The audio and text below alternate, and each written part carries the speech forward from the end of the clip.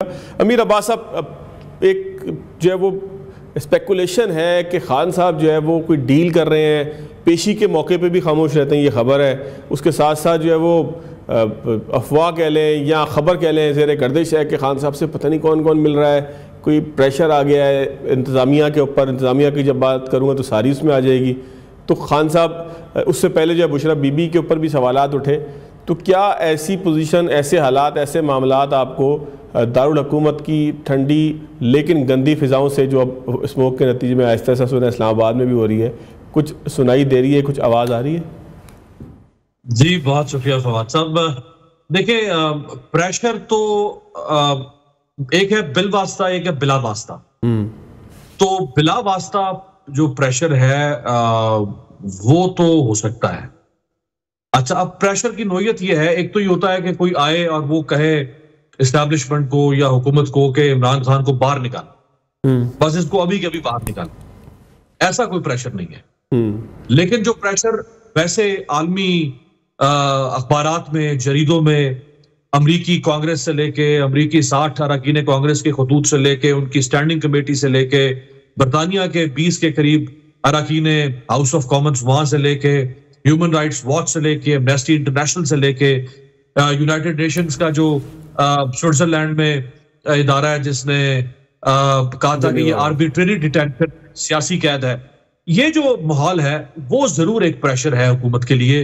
اور آئے روز جو اسٹیٹ ڈپارٹمنٹ کی پریس کانفرنس ہوتی ہے ویکلی، اس میں ہر پریس کانفرنس میں سوال کوئی نہ کوئی عمران خان کے بارے میں ہو رہا ہے، یا جو پاکستان میں عمران خان یا پی ٹی آئی سے متعلقہ جو ڈیولپمنٹس ہیں سیاسی ان میں ہو رہا ہے. تو یہ بہرحال ایک پریشر ضرور ہے.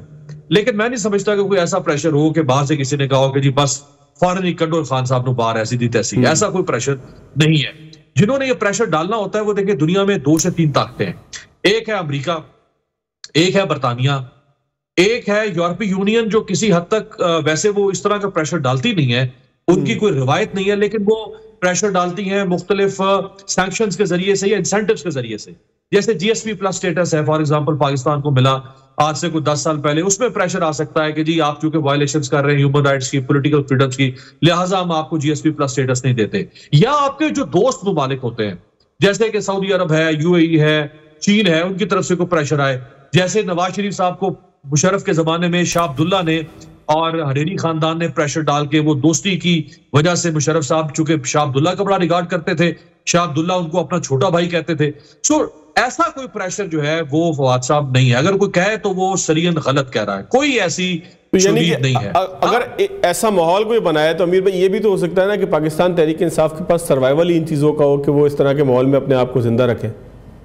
جی بالکل، آپ نے بالکل بجا فرمایا. دیکھیں وہ تو کوئی بھی جو مزاحمت میں جی رہا ہوگا نا فواد صاحب، جو بھی ایجیٹیشن کی سیاست کر رہا ہوگا، جو ریاکشنری پالیٹکس کر رہا ہوگا، وہ تو یہ کرے گا نا. اب ایسا تو نہیں نا کہ تحریک انصاف اپنے اوپر ڈھکن رکھ کے اور کہے کہ ہم پارٹی کو ڈسبینڈ کر رہے ہیں، ہم گھر جا رہے ہیں، اب ہم اگلے 10 سال تک کوئی سیاست. ایسا تو کوئی نہیں کرتا. لوگ ریزسٹ تو کرتے ہیں. جتنی بھی آپ مزاحمتی تحریکیں اٹھائیں، ریزسٹنس موومنٹس اٹھائیں، اس میں لوگ پھر جدوجہد کرتے ہیں، ٹکراتے ہیں، لڑتے ہیں، بٹ انہیں اپنے آپ کو زندہ رکھنا ہے.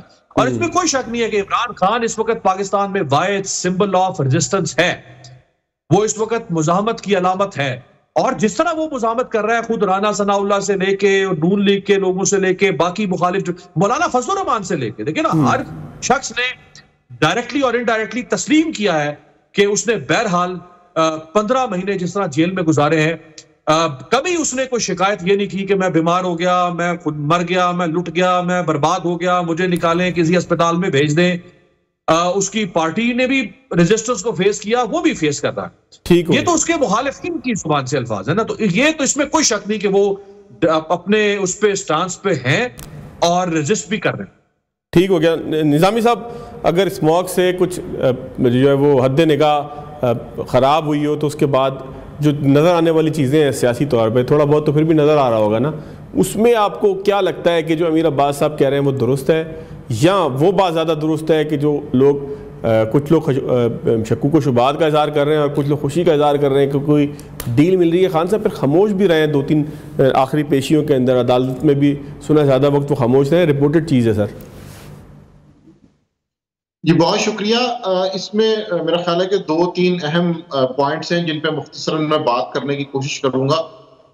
ایک تو یہاں پہ جس طرح بین الاقوامی معاملات کا تذکرہ کیا گیا، میں اس سے ہٹ کے اندرونی حوالے سے جو ایک ٹائم لائن یا سکیچ بنتا ہوا نظر آ رہا ہے اس کو بھی ضرور دیکھنا ہے. ایک تو یہ ہے کہ پاکستان کی سیاست میں ہم یہ دیکھتے ہیں کہ جب الیکشنز ہو جاتے ہیں، نئے ادارے فارم میں آ جاتے ہیں، اس کے بعد پھر چیزیں کہیں نہ کہیں اتنی سخت نہیں رہتی.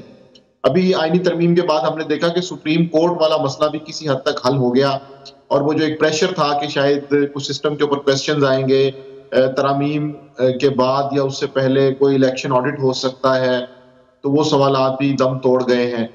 تو ان 2-3 چیزوں کو دیکھ کے لگتا ہے کہ اب چونکہ سسٹم کو چلانا ہے، وہ جیسا بھی ہے، دھاندلی زدہ ہے نہیں ہے، اس پہ ہم بات کر سکتے ہیں، لیکن جب چیزوں کو آگے لے کے چلنا ہوتا ہے تو پھر اپوزیشن کو بھی انگیج کیا جاتا ہے.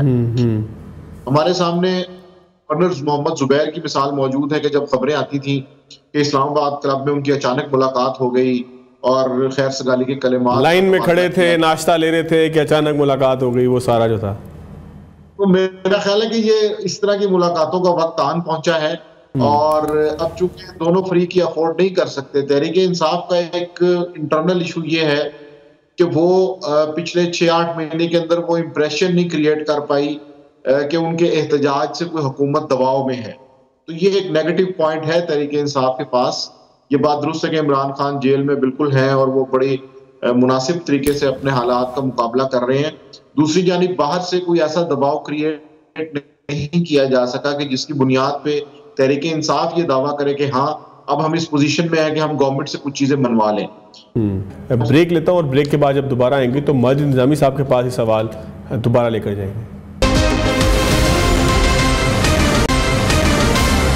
بریک کے بعد خوش آمدید. ماجد نظامی صاحب، آپ کا بیانیہ مکمل طور پر ہم سن نہیں پائے تھے، بریک سے پہلے کچھ جو ہے وہ رابطوں میں تعطل آ گیا تھا، لیکن میرا خیال ہے بحال اب ہو گیا ہے. تو سوال بھی تھوڑا سا نیا کر لیتے ہیں نئی بحالی کے ساتھ ساتھ ہی. سر، ڈونلڈ ٹرمپ کے حوالے سے پاکستان تحریک انصاف ہی سمجھتی ہے، بہت کنسرن ہے کہ ڈونلڈ ٹرمپ جیت جائیں اور پھر جو ہے وہ ایک نئے دور کا آغاز ہو کہ جس کے بعد ان کی ٹیبل پہ ایک فائل جائے جس پہ وہ دستخط کریں کہ حکومت یعنی کہ امریکہ جو ہے وہ پاکستان کے اوپر ایک پریشر دے، جس کے نتیجے میں عمران خان صاحب جیل سے باہر آ جائیں. یہ ایک تھیوری میں نے آپ کے سامنے پیش کی ہے، اس کا پریکٹیکل کیا دیکھتے ہیں؟ جی بالکل، یہ ایک بڑی دل لبھانے والی ایک سازشی کہانی ہے کہ جس کے اندر تمام پازیٹیو باتیں ایک جماعت کے لیے موجود ہیں، لیکن میرا نہیں خیال کہ عملی طور پہ ملکوں کے آپسی معاملات کے اندر اس طرح سے چیزیں پروسیس کی جاتی ہیں. اور نہ تو ڈونلڈ ٹرمپ کو اور نہ ہی امریکہ کو اس وقت پاکستان میں کوئی ایسی ضرورت درپیش ہے کہ جس کی بنیاد پہ وہ یہاں پر حکومت پر دباؤ ڈالیں یا عمران خان ان کے کسی ایسے کام آ سکیں کہ جس کی بنیاد پہ وہ یہ سارا کچھ کریں گے. تو بہرحال یہ جس طرح تحریک انصاف کی جو میرا خیال ہے کہ پروپیگنڈا مینجمنٹ ہے، اس میں یہ ایک ایسی چیز ہے کہ جو اگلے 2-1 مہینے تک چلے گی. اس کے بعد پھر کوئی نئی چیز لے کے آئی جائے گی. ہم نے دیکھا کہ پہلے یہ کہا گیا کہ ابھی گرمیاں ہیں، ابھی احتجاجی تحریک نہیں چلے گی. پھر یہ کہا گیا کہ نہیں، نئے چیف جسٹس آئیں گے تو سسٹم بالکل تبدیل ہو جائے گا. تو اب یہ ایک تیسری تھیوری چل رہی ہے. تو مجھے لگتا ہے کہ یہ پریکٹیکلی تو اس کی میرا خیال ہے امپلیمنٹیشن دور کی بات ہے. صرف کارکن کو متحرک رکھنے کے لیے، اپنے ورکر کو ایک امید دینے کے لیے اس طرح کی بات کی جا رہی ہے تاکہ وہ نا امیدی کا اور مایوسی کا شکار نہ ہو. کیونکہ اگر کارکن اور نا امیدی کا شکار ہو گیا تو پھر تحریک انصاف شاید اتنا امپریشن کریٹ نہیں کر پائے گی. ٹھیک ہو گیا. آپ کیا کہتے ہیں امیر بھائی کہ ڈونلڈ ٹرمپ صاحب کیا واقعی کنسرن ہوں گے؟ ایک ایسے ماحول کی میں بات کر رہا ہوں کہ جہاں پہ امریکہ کی پارلیمان میں مختلف موقعوں پہ مختلف معاملات پہ جو ہے وہ سینیٹرز خط بھی لکھ چکے ہیں اپنی حکومتوں کو اور مطالبہ کر چکے ہیں کہ پاکستان کو کوئی پریشر کا شکار بنایا جائے. تو کیا